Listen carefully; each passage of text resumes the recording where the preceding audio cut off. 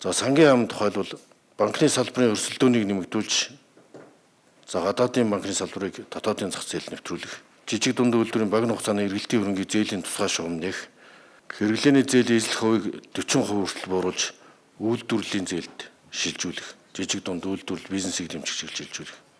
За аймагуудын төсвийн зохицуултын дээд хязгаарыг уян хатан болгож, аймагуд бие дааж зардал хэмнэх түүнийхээ өөрчлөлтөд зарцуулах боломжийг олгох.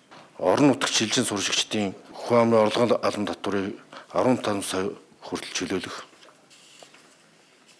Хөрөнгө оруулалтын сангийн ашигын татварыг 5 жил чөлөөлөх.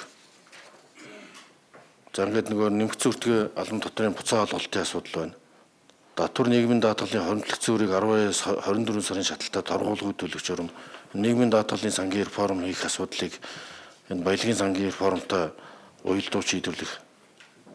Төрийн худалдаа авалтын тодорхой хувийг жижиг дунд үйлдвэрлэлд хуваарлж, тендерийн багцыг задлах.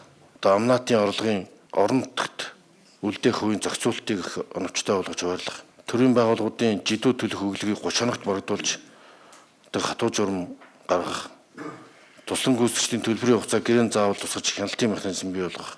Энэ дотор бол төсөв мөнгө зарахгүйгээр хийх ажил, хялбаршуулах маш олон ажил байгаа. 134 ажил.